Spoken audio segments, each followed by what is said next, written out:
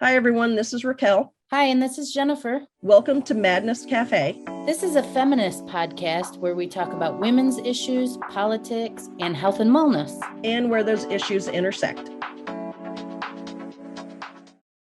Hey, everybody. Welcome back to Madness Cafe. Today, Jennifer and I are joined by the so lovely Monica Rodgers. And she's got a pretty lengthy bio because she's a badass. And I want to read the whole thing because you all need to know all of the greatness that is Monica Rodgers. So here we go. Bringing an infectious warmth and playful levity wherever she goes, Monica Rodgers is a tireless advocate for the full actualization of women, inspiring women everywhere that saying yes to the mess is the missing link to self-love and personal liberation and awakening. Through the Revelation Project podcast and group coaching programs, Monica guides women through their inner evolution from trance to transcendence, revealing the toxic myths of social conditioning and self-doubt in order to illuminate the magic and magnificence of our imperfect selves. She believes that women can take action toward realizing their true potential only when we stop proving and striving to be who everyone wants us to be. Amen to that. When we reveal the truth of who we are, we return to our original design. And with the practice of self-love and compassion, we become aligned, opening the portal into our divine purpose where true prosperity dwells. There has never been a more important time for women to reveal the truth of who we are as a catalyst for positive change in the world as the divine feminine returns in the Sophia Century. Monica Rodgers is the founder of the Revelation Project and the Revelation Project podcast. She is a mother, author, feminist scholar, coactive coach, and mature feminine rites of passage practitioner. Welcome, Monica Rodgers. Thank you for gracing us with your presence today. Thank you for inviting me to come and be on the show. It's so great. So great to meet both of you. We're very excited to talk to you. Thank you so much.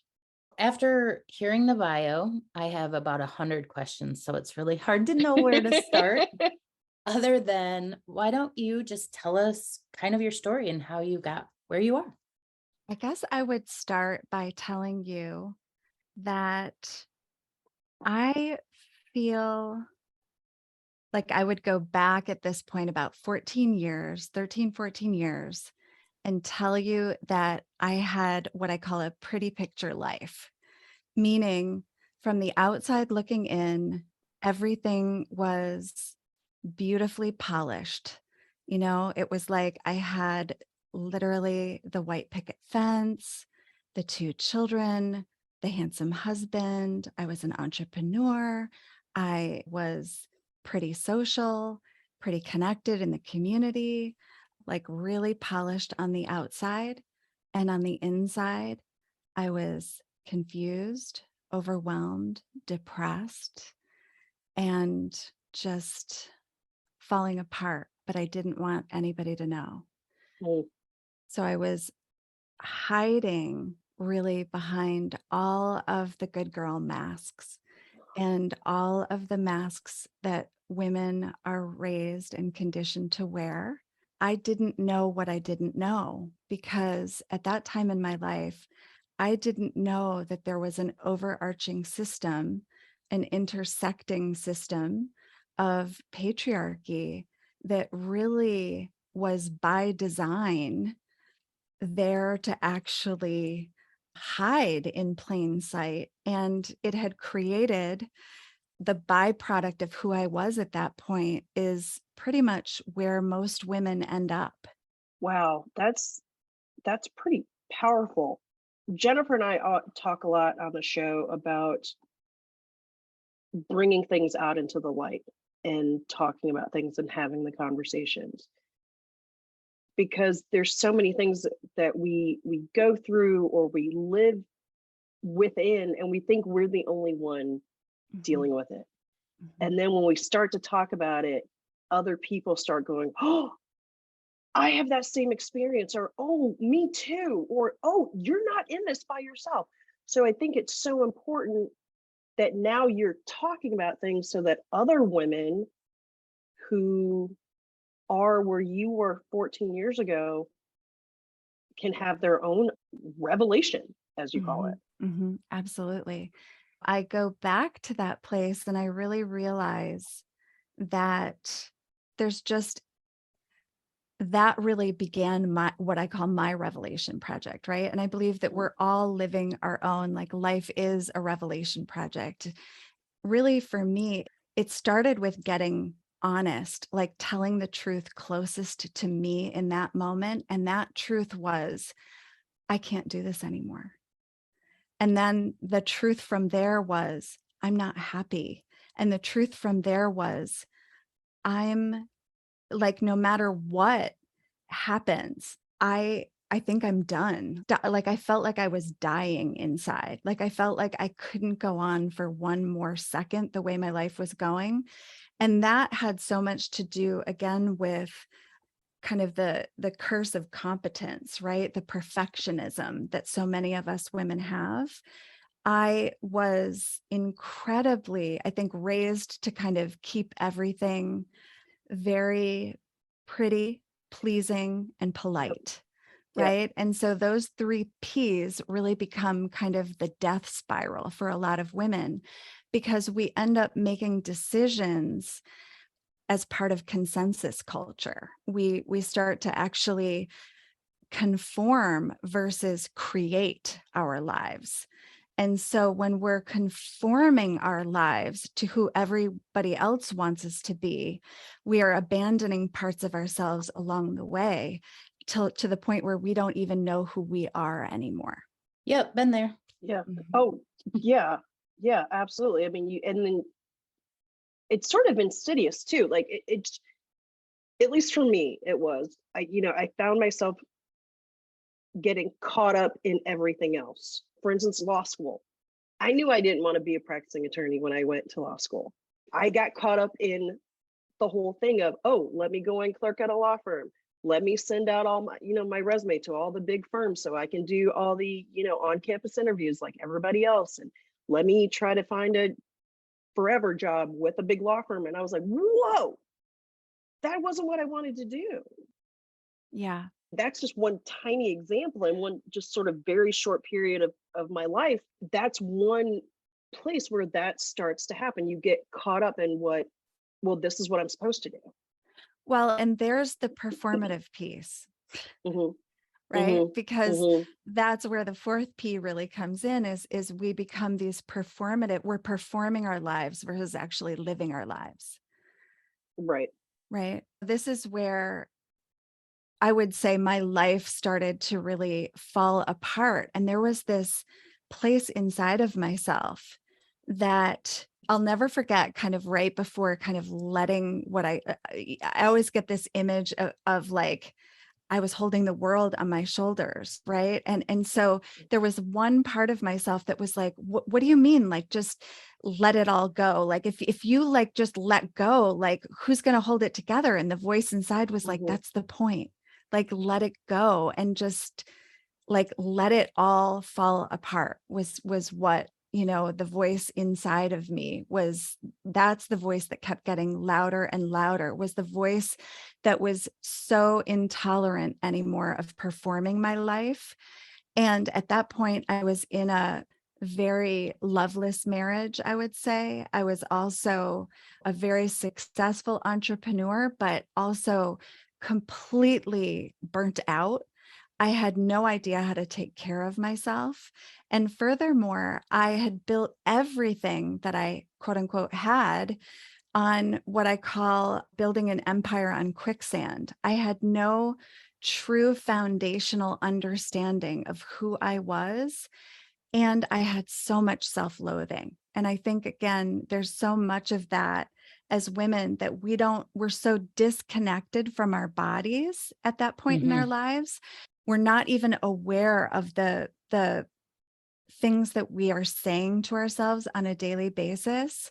And we have numbed out at such a level that we have kind of shut down that inner GPS that is the body, that is our access to all of our sensuality, all of our power, all of our intuition. So all of that goes away. And that typically happens, unfortunately, before we even reach the age of 14 years old. By then, we're very used to being disembodied. So part of the journey for me was letting it all fall apart and really coming back home to my body, getting out of my head and coming back to my body and getting back in my heart. You call yourself the revelation woman. Is the revelation, is that the meaning of life? You mean revelation? I'm sorry, I said that wrong. No, Yeah. it's okay. Yeah. So I would say that I think that's for everybody to answer for themselves. But I think Yeah. for me, the Revelation Project is more being in relationship with the universe in such a way that we are always co-creating. If you'll notice at the end of every episode, I'll say like more to be revealed, right? And it's Right. because my understanding of my own revelation project is that's when I started to reveal not only this world that was hidden from me in plain sight, but also it really, for me, was about reconnecting and revealing the sacred feminine in my life, because the feminine face of the divine had always been missing from my life. And I was somebody who wasn't given spiritual autonomy growing up. I was so lonely on my human journey because that's all I believed I was human. I didn't also get that I also am divine, right? That I also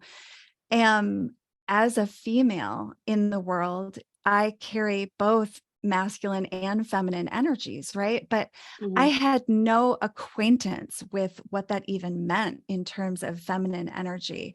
And until I started kind of allowing things to fall apart, I wasn't able to kind of hear the inner voice that wanted to lead me to all of the things that wanted to reveal themselves to me.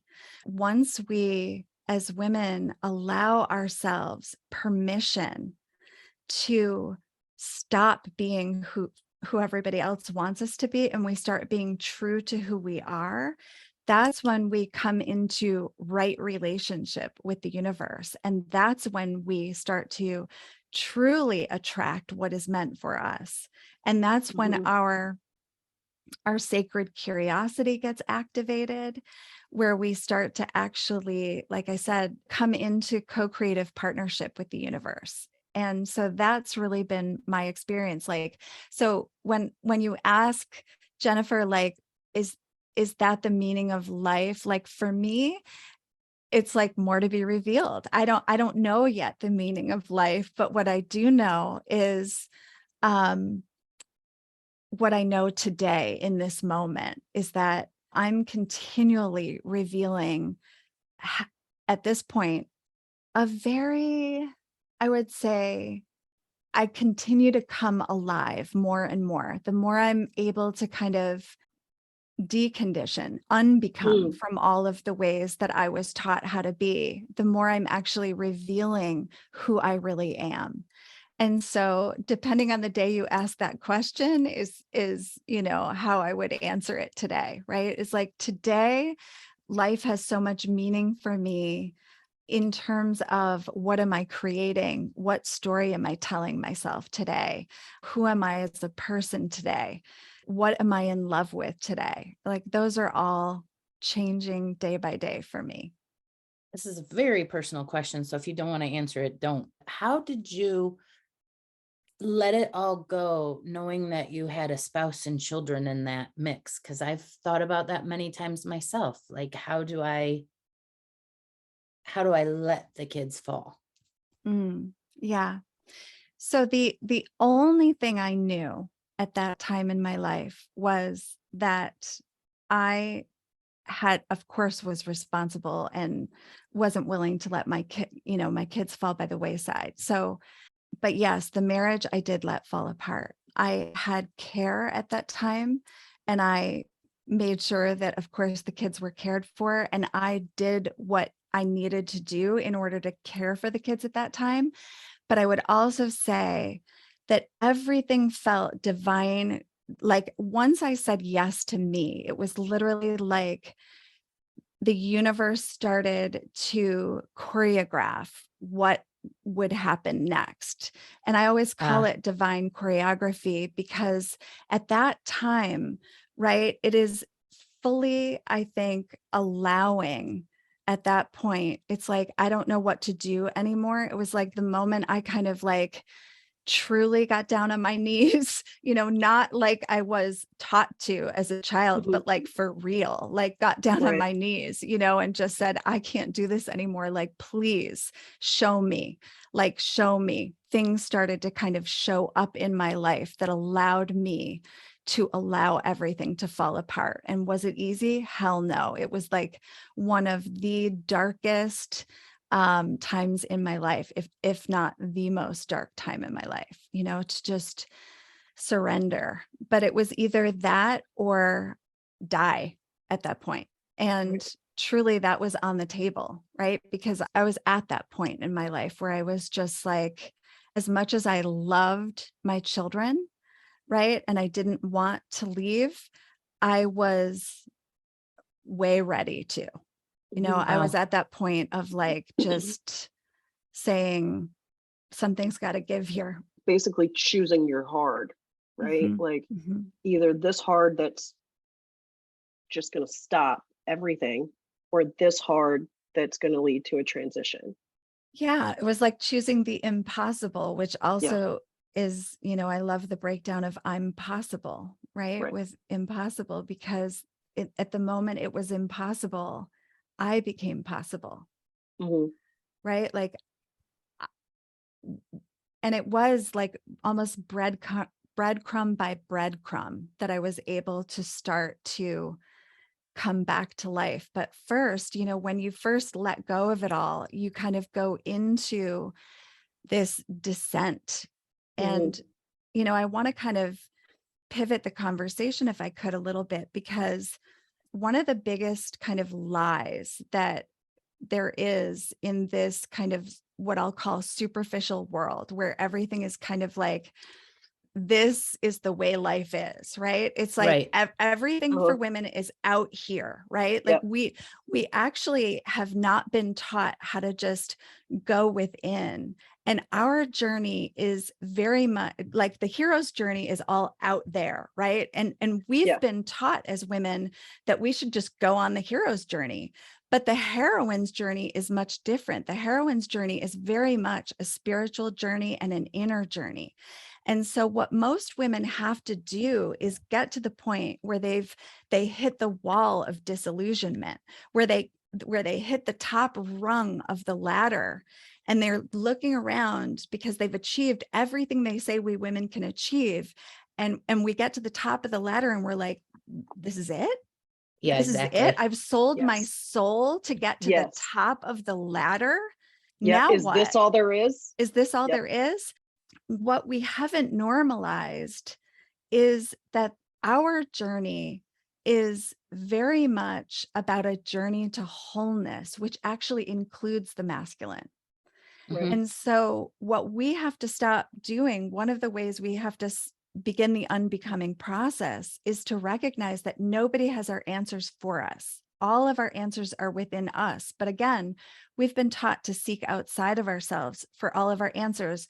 We've been taught as women to like collect a consensus in order to come to our Yes. own answers, For sure. Yes. right? Yes. And Rather than Mhm. trusting our own inner knowing. exactly. And Yeah. because we have not developed that muscle of inner knowing, we are completely, overwhelmed when we finally do get there, because so Mhm. much of what women fear, and again, I'm speaking generally, but I think it's true for so many now of the hundreds of women I've worked with and the thousands of women I've spoken to, that one of the things that we all, I think, come to recognize is that, oh my God, like now what? If I start to feel, I'm afraid of what I'm going to feel. Like Mhm. if Yep. I start to grieve, I'm afraid I'm never going to stop. If I Right. start to rage, I'm afraid of what's going to happen, right? Yes. Because we think that there's this well that we're going to fall into that it's a Mm, bottomless pit, and that we're not going to be able to literally function anymore if we should be still, if we should start to turn toward ourselves. right. But the truth is actually that is what is called for, is for us to return to all of the places we've abandoned within ourselves, because that is where women's power is it's in and through the body. Even if you grew up in a religious household or not, you've still been socialized, and Yes. so much of it is subconscious or unconscious, that the body is dirty, that it's bad, that it's Mhm. shameful, that it's unreliable, that your feelings are Well, frivolous, that you're that the right, like women's body is dirty, that the women's exactly. feelings are frivolous. Yes, yes. And when you think about I'll call it the diabolical brilliance of Mm, continually keeping women away from their bodies, it's yeah. because of how powerful we are when we're embodied. Okay, this is something that's been going through my head as you've been talking. Is it almost like we start to remember who we are Mhm. when we let everything go, and then we can start to remember and we can come back to who we really are? We talk about kids knowing who they are, and we talk about you come into the world fully who you are, and then societal conditioning sort of pushes it all down and covers it up and all the things, but then you let things go and you can remember, you can come back. Remembering is one of my favorite words, because I do think by the time we actually get to the point where we're ready, we're so fractured at that point, right? Mm, We're so fractured, we're so kind of disconnected, we're so disembodied. So yes, it is a process of remembering, because our journey is kind of in and what I would call down, right? Like when you think about even the way that we've been taught that like the divine is somewhere out there, right? yeah. Versus in here, the divinity is within me. So it's like, in order to go in and connect to my own divinity, that is when you start remembering.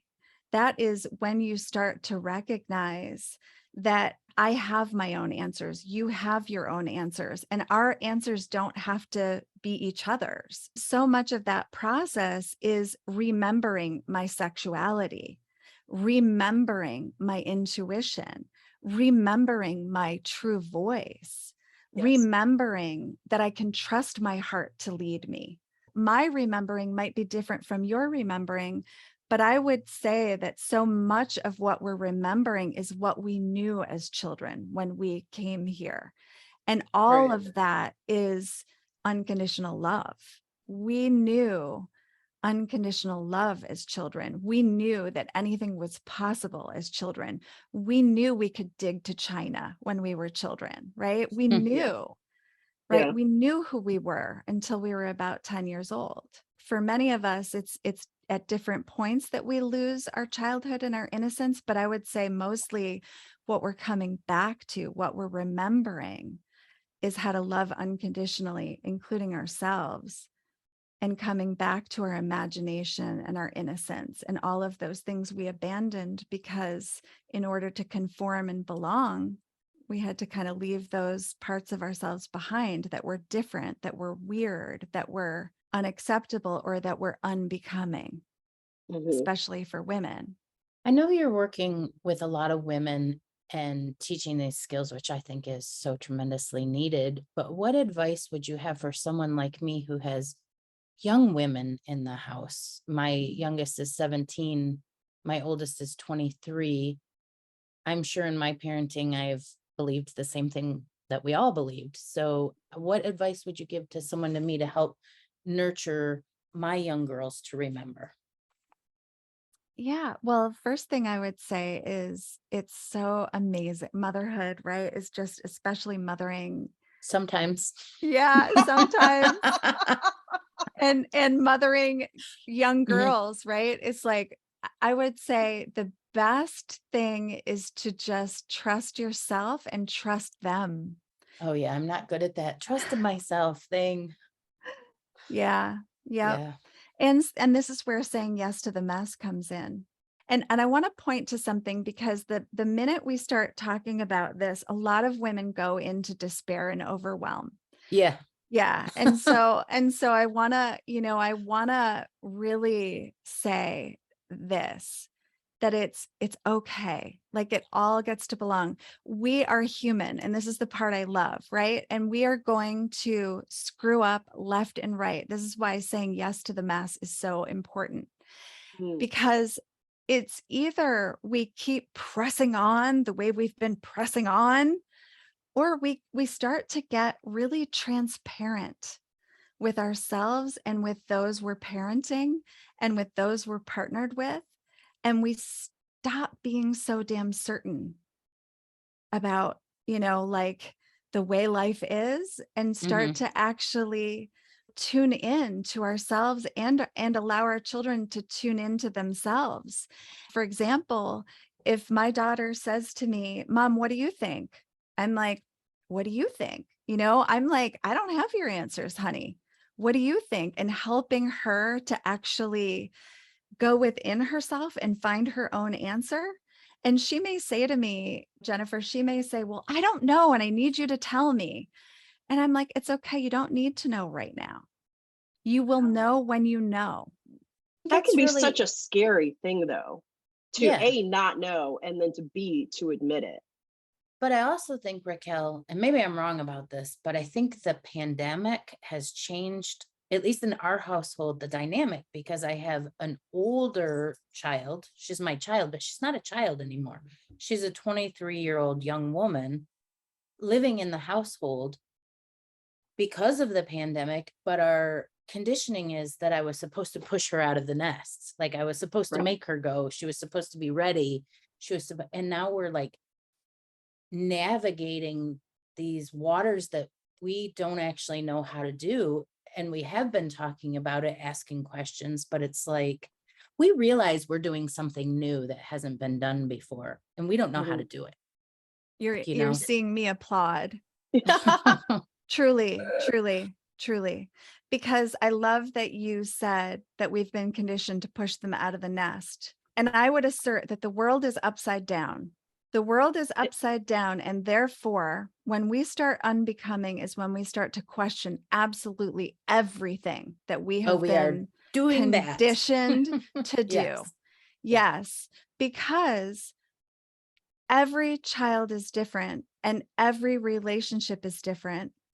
And when you think about even just this conversation, right? I want to, I don't want to take it too off course, but what I do want to say is that I started questioning this myself when my daughter started looking at colleges, and she wasn't actually ready to go. And pandemic or otherwise, I don't know, right? Like it's like just listening to her and trusting her that she actually wasn't ready yet. And as a parent, I could trust her to trust herself that she would know when she's ready. Yes. Right. And it's a different I'm way. applauding you back. Yes, because it's because there's no agreement out there and there's no support for us to listen to the wisdom of something like that. There's all this consensus and support that says, no, you just have to push them out of the nest. Yep. I just want to say, I think that each of us, when we start our unbecoming process, it's like we have our own, what I call reckoning about what are the things that we have to start getting still about, that we have to start getting quiet about, to go within and listen about. And sometimes when we start, it feels overwhelming because it feels like, oh my gosh, which problem is yelling or screaming the hardest right now? But again, once we get quiet, we'll actually hear which one wants to be listened to first. And that's the thing, is like we tend to kind of like step over this piece that actually is the doing part, the being part of being with ourselves in the stillness, to just listen and start the practice of trusting our bodies to show us the way. So, question for you. When you say get quiet and listen, do you mean meditation? Do you mean walking? Like, how do you, Whatever that means to you.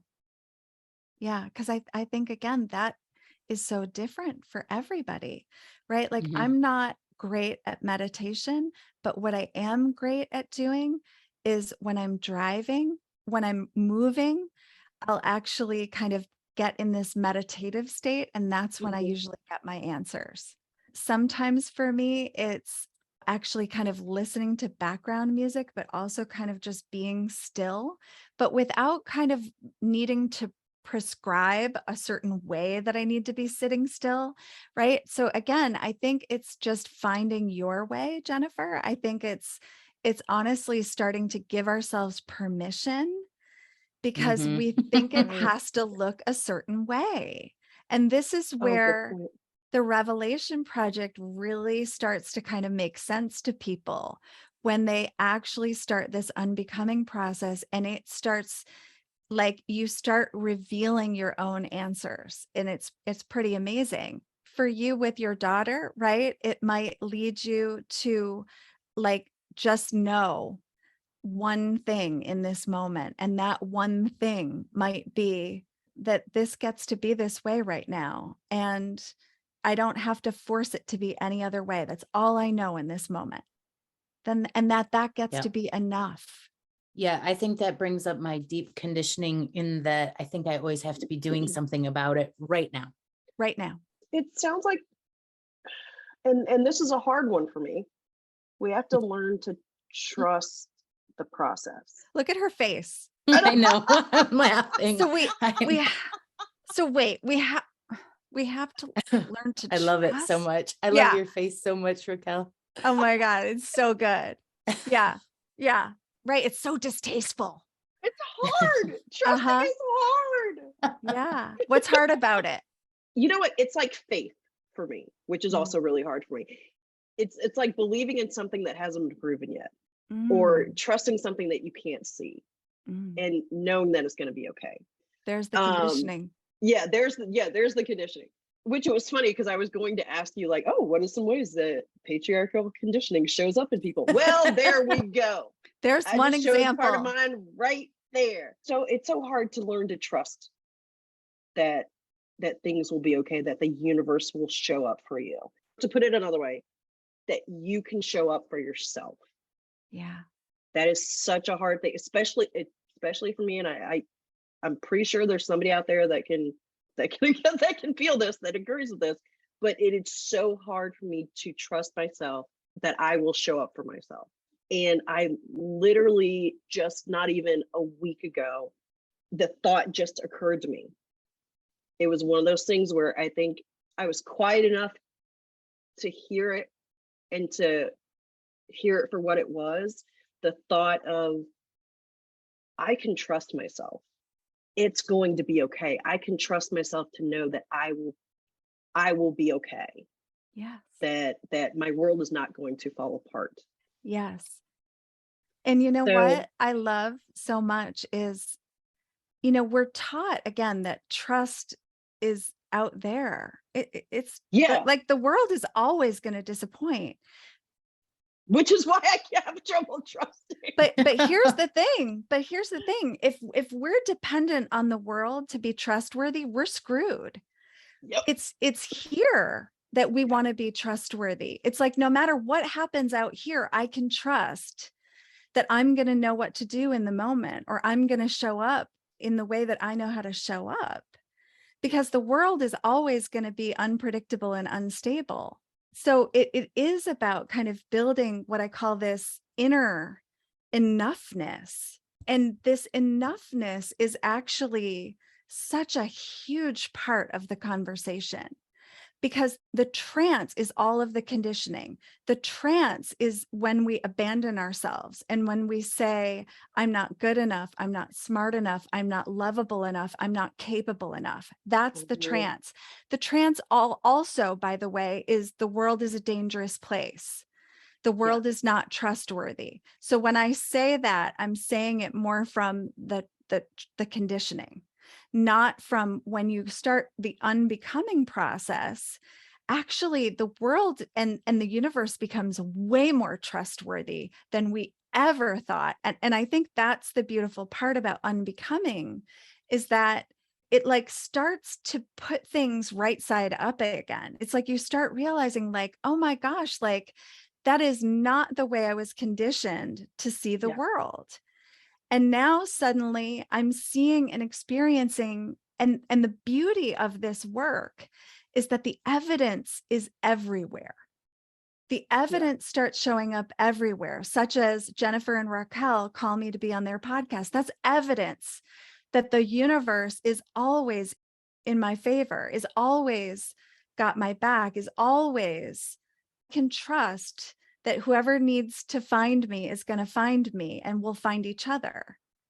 You know what I mean? That there's this way that we've been programmed from fear and scarcity. And so really what the unbecoming process is undoing the fear and the scarcity. And part of that is noticing what we are consuming that continues to keep that fear and that scarcity alive, right? And so when you start doing this work, the very first thing we start to do is to notice. That's the first thing, is just noticing, where am I telling myself a story of fear? Where am I telling myself a story of scarcity? Where am I telling myself a story of unworthiness? And all of that is conditioning. Okay. I don't know if people, I think people can hear it in your voice, and I know people who are watching this will see it on your face, but you, Monica, are glowing talking about this. I can see the passion that you have for this. All I can say, for something that lights anybody up like that, keep doing it. It's so obvious that you are so passionate about this. This is your purpose. You have found your meaning of life. Your purpose is to help women peel back these layers of conditioning and shed the bullshit and come back to who they really are and show up in the world that way. I want to know, what have you seen of women showing up in the world in this new way? Like, what are some examples that maybe not the entire world yet, but somebody's, maybe one person's, like, their part of the world changing because they're coming back to who they are? Oh my goodness. Okay. So where I would take this conversation next is with the work Libby and I do with unbecoming, because the truth is we can sit here all day long and try to intellectualize it and we'll never get anywhere, because the true work is actually in the body. We can talk about it here, right? And we can kind of tend to try to make it make sense. But where it starts to really, really make sense is when we're in sisterhood with other women. And the very first thing we realize is we're not alone, just like you were pointing to earlier, where we start to realize, like, oh my gosh, I have never heard another woman admit that, because we've never created these safe and courageous spaces with women in true sisterhood. We've understood sisterhood as the patriarchal version of it, which is where women don't trust each other, where women gossip, where women compete, where women backstab, where women can't do business together, you know, like, and that's all the conditioning. When we recontextualize space and we say true sisterhood is not doing her revelation project for her, it's not fixing her. There is nothing to fix about Raquel or about Jennifer. They are perfect the way that they are.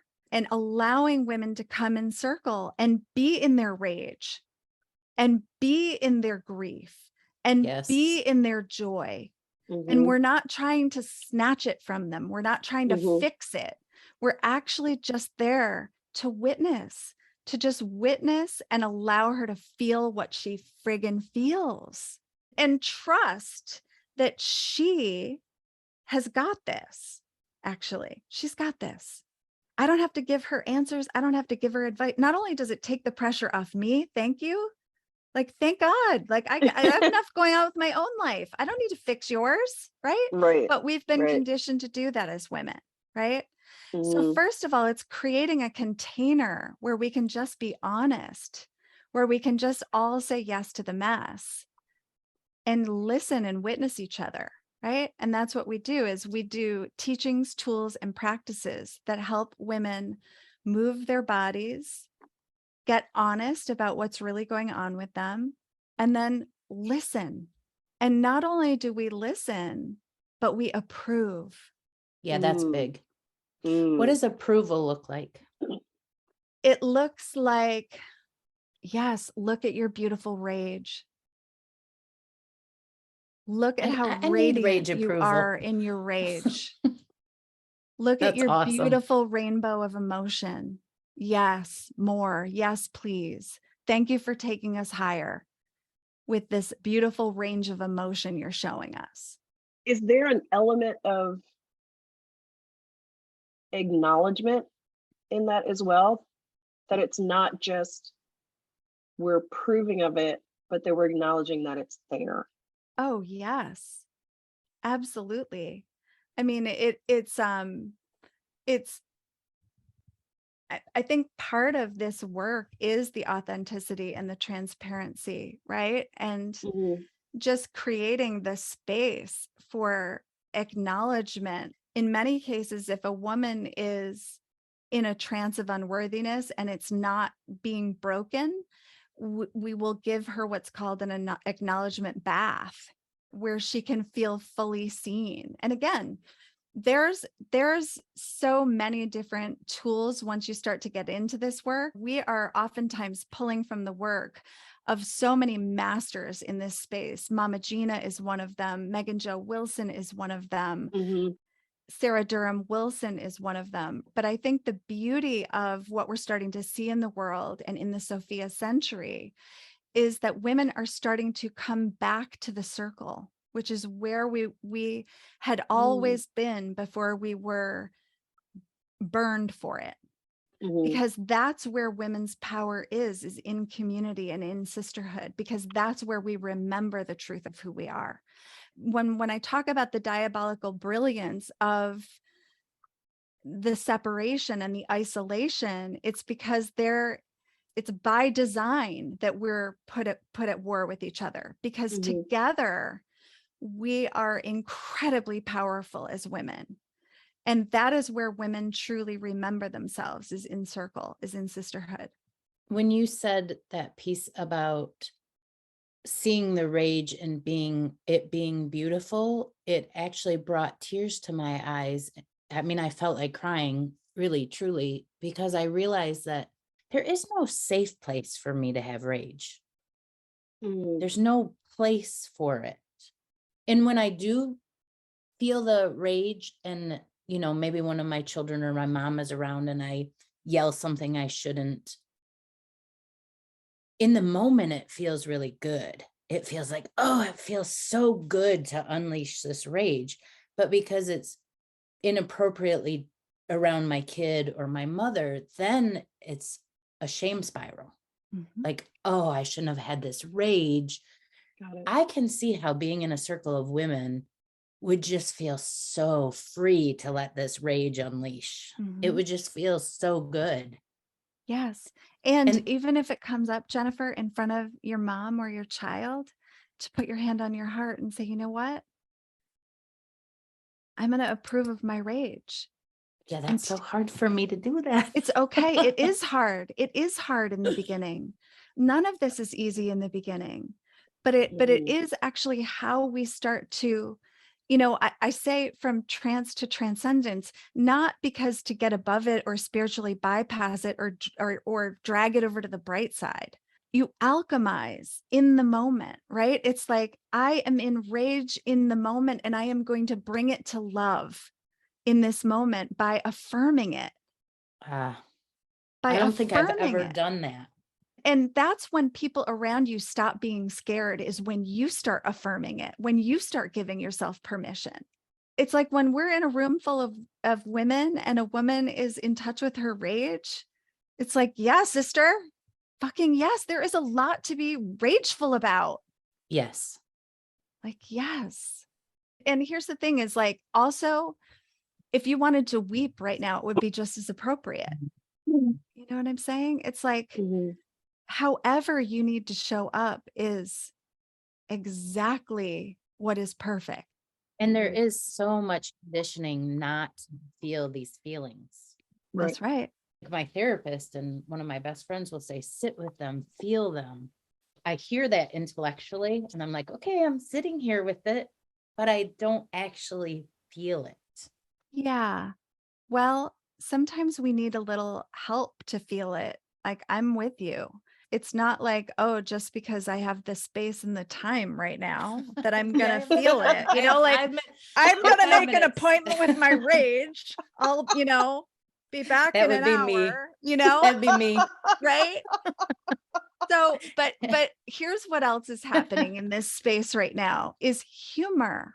It's like also creating spaces where we can laugh, because laughter is also what is called for. Because if we can't laugh also and find that medicine, we're screwed. We For are real. screwed. Yeah. Because part of it is like the absurdity, when you think about it, of all of the ways women have been taught to not trust themselves, not approve of Mhm. themselves, to be at war with our bodies, to be at war with each other. And Mhm. it's all in the service of patriarchy. And when we start realizing that the more we avoid our feelings, the more we're supporting the patriarchy, Yes, we it are. kind of starts changing. Yes. Oh, that's deep. You said we're in the Sophia Century. What is that? One of my dear mentors is Lynn Twist. And Lynn Twist wrote 2 books that I highly recommend. One is called The Soul of Money, and the other is called Living a Committed Life, Finding Freedom and Fulfillment in a Purpose Larger Than Yourself. Lynn coined this century the Sophia Century. She is a visionary. I highly recommend, again, like looking up her bio. She is one of the most remarkable human beings I have ever met in my whole life. She founded the Pachamama Alliance. She has worked with Mother Teresa, the Dalai Lama. She is just an incredible humanitarian. In fact, for many, many years, she worked on something called the Hunger Project. She was in some of the most impoverished places in the world trying to solve the hunger problem. That is when she began to realize that world hunger was completely bound up in what was happening with the ecosystem. Places that were becoming deserts were once rainforests. Anyway, she has her own incredible story. But what she is talking about when she talks about the Sophia Century is she's talking about this century being the century of wisdom, that the last century was all about war and the fear of war. And as the divine feminine or the sacred feminine and even feminine consciousness comes back online, or as women begin to awaken to our, oh my gosh, like I'm not just, as Libby said, a head carrying device, right? That I am actually someone who is built, designed to intuit and feel what's going on in the world. You see, if women are not in our bodies, also, we cannot say that's enough to the men. We cannot Right. say Yep. that's enough war, that's enough, Yep. capitalism, that's enough, whatever. And us not being in our body has severe consequences. So back to the Mhm. Sophia Century. The Sophia Century is when women awaken to our rightful role in co-equal partnership with men to bring the world back into balance. And the indigenous people all over the world in different tribes without technology are, many of them, if not all of them, are so interconnected, and many of them have what's called a dream culture. There have been many, many prophecies that have pointed to this specific time that we're in right now. And the indigenous people have often talked about the prophecy of the bird of humanity, what that is that the right wing of the bird of humanity has been fully extended and has been basically overextended to the point where it's become violent. The left wing, which is the other aspect of the bird, is the feminine wing, which has barely begun to extend.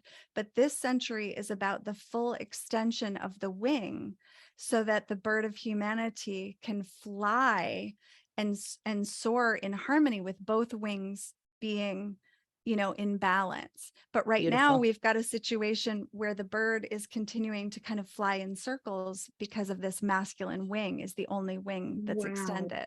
And then there's another prophecy that's really beautiful called the eagle and the condor. And I'll let you guys look that one up, but it's also beautiful because what it talks about is that we have the indigenous wisdom, and then we have the modern technological advancement. And it's about building a bridge between both now, the eagle people and the condor people, so that we can actually come together in solidarity to actually create the new world. And that this specific time in our history is that time as the feminine is awakening. As you're talking about this and you're talking about the feminine awakening, it makes me think about, the work that you're doing, Monica, the work that Jennifer and I are doing, the growing of podcast world, and that there's so many women who are podcasters. We're starting to use our voices. And we're starting to provide a space for other women to use their voices as well. We're shining a light on this. We're helping, and I hope this doesn't sound too egotistical, but we are helping to stretch out that other wing of the bird of humanity. We are all part of this. That's absolutely right. And the more we can amplify the voices of women, the more we can center the voices of women, the more we can have conversations that give people an opportunity, right? Especially women, right? And the men who love and support us. There will be a tipping point at some point, and I hope that it's in my lifetime. I really do. I believe it's possible in our lifetimes that we can start. I believe we are starting to see it. Some of what's happening in the world is all of these structures and systems are falling apart around us right now because of what we're doing, because of the work that we're doing, because more and more women are starting to actually come out of the trance of unworthiness and realize our own enoughness. And the other part about Lynn's work, and there's so many parts about Lynn's work that I absolutely love, but what she talks about is this idea of sufficiency.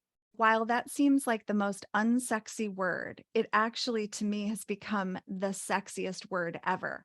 Because what she's talking about when she talks about sufficiency is when a woman knows her own sufficiency, her own enoughness, that's when things start really happening in the world, because that's when she's very clear about her own power. I mean, your experience of when you finally hit your wall and you meet your intolerance, things around you start changing, do they not?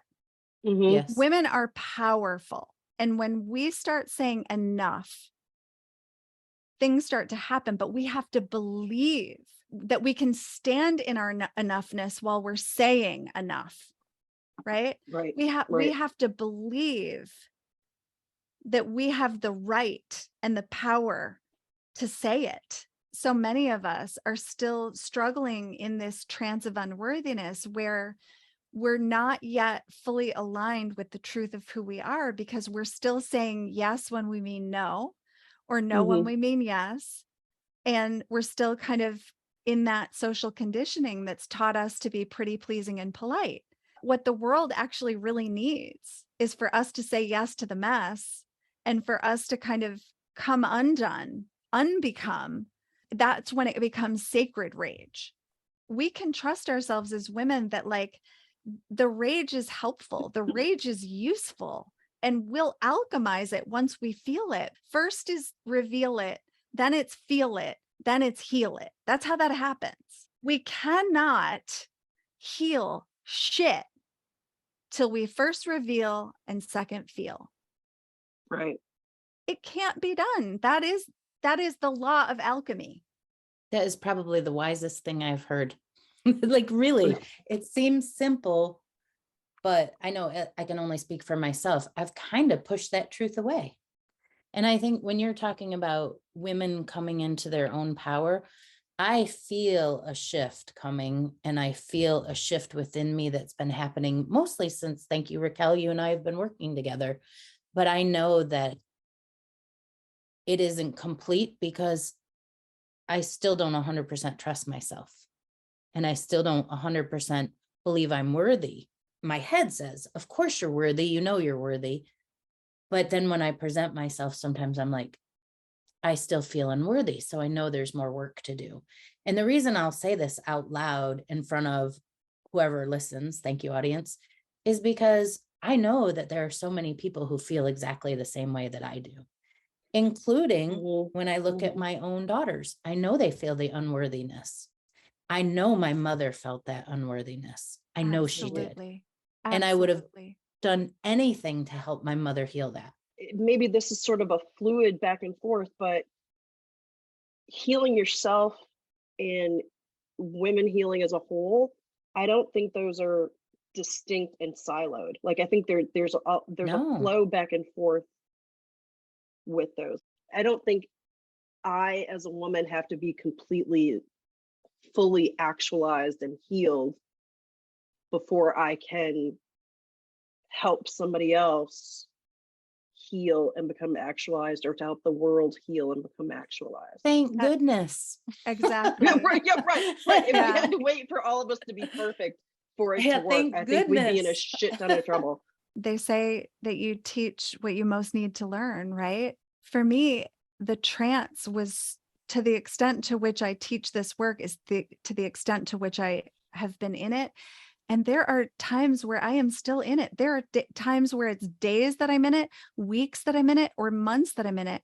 The good news and the bad news is that you're never fully healed. You get better at recovering. You get better at noticing when you're in the trance. You get better at coming back into, because of the practices and the tools, which is why we do this work. Is, first of all, if you go back from this conversation and you stop having this conversation, you'll go back in the trance. Part of keeping it alive in your life, to all of the women listening and to anybody listening, is that the trance is only as powerful as you isolating yourself. Yes. And not being in the context and in the sisterhood with other women who help you remember when you forget, because we all forget. Yes. I may wake up tomorrow and be in the trance again. It's happened. I have been in this afternoon driving in my car, and I was in the trance for a good half an hour until I realized it, with my own thoughts that were minimizing and making me smaller and smaller and smaller. And right, like every time we forget the tools or we forget the practices, we're back in the trance. This is why this work is so important, is because the longer we can kind of stay out of it and continually kind of come together as women in sisterhood in this way, more powerful we become over time, because we're disrupting it for longer and longer periods of time. Does that make sense? Oh my gosh. Thank you so much. Thank you so much. I'm saying this so that there's a record of it for me to remember. Right. Because you'll go back to this after and you'll be like, I know I totally will. But also because maybe somebody else needs to hear this too, that just because you go back into the trance, you're not a failure. It's going to happen. You just pull yourself back out of it. You use your tools to come back out of it. Going back into the trance is not a failure. It is going to happen. Guaranteed. You just use your tools and come back out of it. That's right.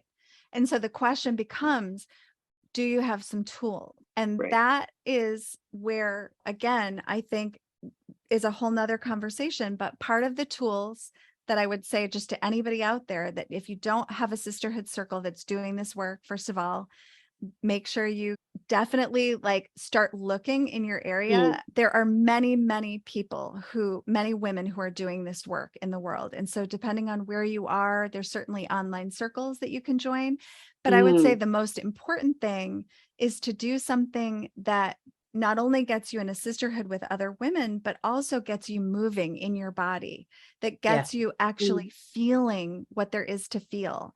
And that might look different. Some women might want to belly dance. Some women might want to meditate. Some women might want to do Pilates. Some women might or living with jiggle therapy. Ballroom dance. Some people want to do jiggle therapy. Exactly.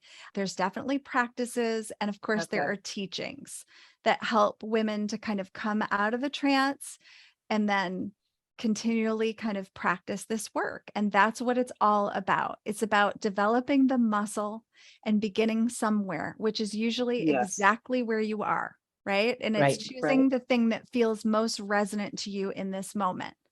And I trust all of these listeners that they will know what's right for them, that they will know what to do from here. Even if that's to get curious and to start asking more questions, that's still something to do from here. Wow, Monica, that is huge. That is huge. And the part where you say that you trust that we can do this. Because sometimes, and again, maybe I'll just speak for myself, but sometimes it's so key for me to hear from someone that they trust that I can write my own ship. Thank you for saying that to our listeners. Was there anything you wanted to say that you didn't get the chance to talk about? Oh my goodness. I feel like we've traveled in so many places. You know, what I would say is that this is why I always say more to be revealed, right? Is because if we can start to just embrace uncertainty, embrace the unknown. What I'll also point out is those are also feminine qualities. When you look at feminine energetics, the feminine is very mysterious. The feminine is the unknown. You don't have to be afraid of her just because you can't see the energy. Think about it. When women get together and they start cycling together, can you see that happening? I mean, no, but it happens. Right. But it happens. Right. Yeah.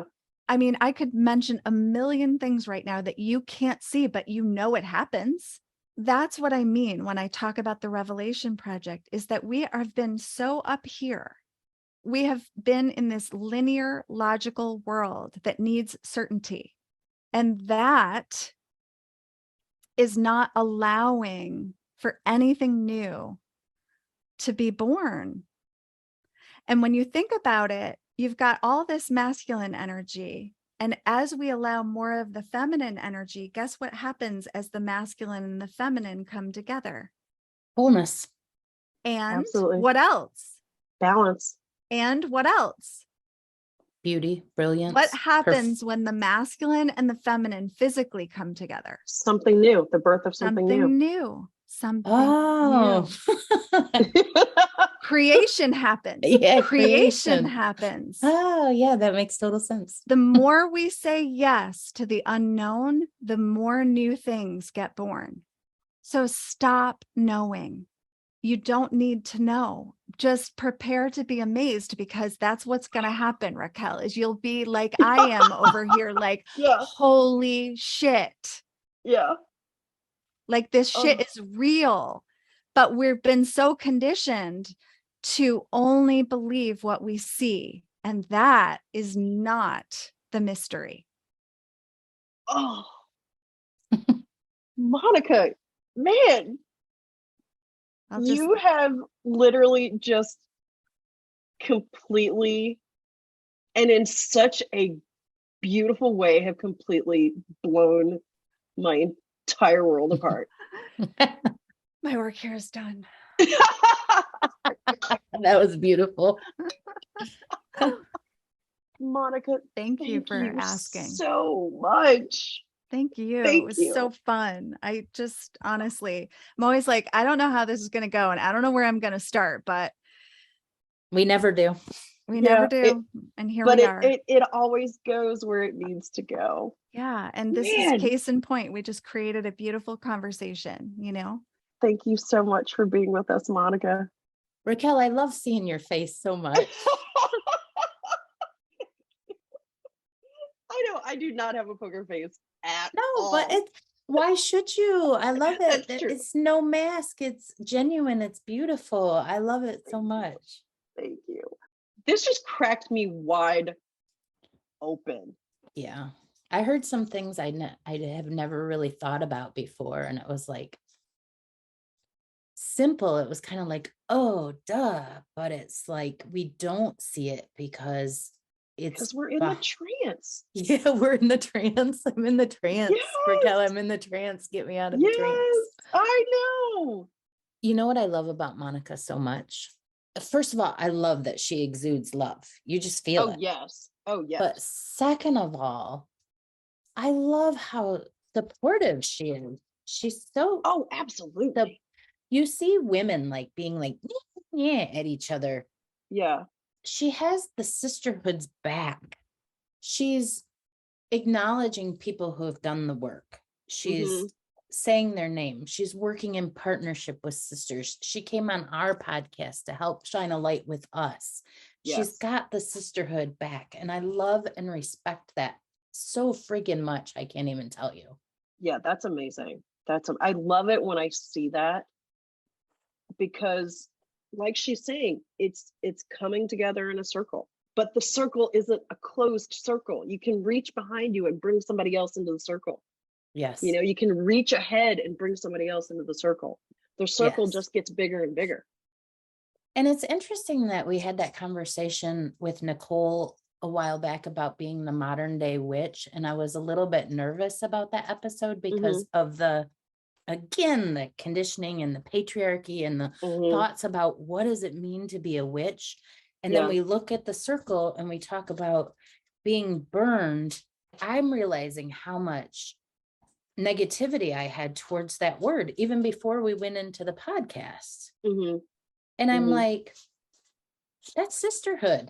Like Monica said, right there at the end, say yes to the unknown. We do more of that to create space for something new. I'm completely cracked open, and I'm just reminded of the saying that the cracks are where the light comes in. The light is coming in, and it's thanks in large part to Monica and our conversation today. So love you, Raquel. I love you too. Thanks everyone for listening today. We will be back with more Madness Cafe next week. You can find us on Instagram at Madness Cafe Podcast or email us at madnesscafepodcast@gmail.com. Bye.